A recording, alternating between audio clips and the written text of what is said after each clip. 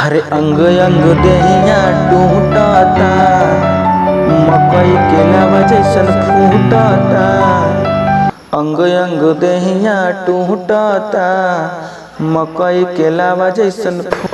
नमस्कार दोस्तों, हम गीतकार वकील कुशवाहा अपना चैनल कवि की रचना में आप सबका बहुत बहुत स्वागत करते बानी। तो आज एगो बहुत सुंदर मैटर लेके आयल बानी आप सबके बीच में, और संभवतः ये साल का लास्ट होली लेके आयल बानी आप सबका। बहुत सुंदर बा, आप सब सुनी जा, सुन के जरूर बताइए जा कैसन बा। गाना सुन लीजा। मुखड़ा सुनावे से पहले छोट सा रिक्वेस्ट बा, जे भाई भी हमारा चैनल पर अब तक पहली बार आयल बा, चैनल के सब्सक्राइब कर लो। इतना सहयोग तो आप सब कर ही सकिना कि चैनल के सब्सक्राइब करें, लाइक करें, कमेंट में हौसला बढ़ाएं। तो नहीं गाना का मुखड़ा सुन लिया। आहिल बाटे भौजी फगुनवा हो, हमसे बनाइला सगुनवा हो। आहिल बाटे भौजी फगुनवा हो, हमसे बनाइला सगुनवा हो। झुमेला सब लहरा में मोरी भौजी हो, डालब रंग तोहरा में मोरी भौजी हो, डालब रंग तोहरा में। तो भाई आपने गाने का मुखड़ा तो सुना, आइए बताते हैं किस ट्रैक पर यह गाना है। तो यह गाना ट्रैक जैसा कि मैं शुरू में ही आपको गाना सुनाया, खेसारी लाल यादव जी का बहुत सुंदर गाना आया था 2 साल पहले, उसी सॉन्ग पर यह था। और मुझे पूर्ण विश्वास है आपको मुखड़ा अच्छा लगा होगा। तो लाइक कर दीजिए, शेयर कर दीजिए अपने दोस्तों में, कमेंट में बताएं कैसा लगा।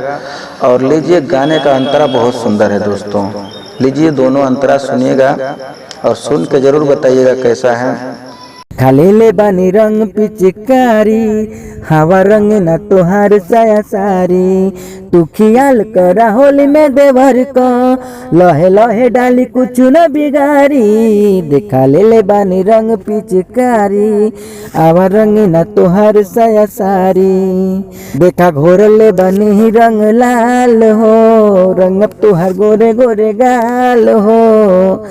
निकले आवा बहरा में मोरी भौजी हो, डालब रंग तोहरा में मोरी भौजी हो, डालब रंग तोहरा में। डाला भाला तो नीलहंगा भीतरवा, आइल बाट डाल छोटे का देवरवा। लेला मजा फिर आई ना जवानी, सटा ढाला डलू वाला न पजरवा। डाला वाला तो नीलहंगा भीतरवा, डाले आइल बाटे छोटे का देवरवा। देदा तो होली में वकील के, तोरी हन सोनू के दिल के। पंकज रहे पहरा में मोरी भौजी हो, डालब रंग तोहरा में मोरी भौजी हो, डालब रंग तोहरा में। तो दोस्तों, आपने गाने का अंतरा सुना, अच्छा लगा हो तो लाइक कर दीजिए, और ऐसा ही सुंदर सुंदर मैटर पाने के लिए हमारे चैनल को सब्सक्राइब कर दीजिए। और कल एक सुंदर मैटर लेकर आ रहा हूँ आप सबके लिए, बहुत धांसू ऑर्केस्ट्रा सॉन्ग। तब तक के लिए जय हिंद, जय भोजपुरिया समाज। मिलते हैं कल।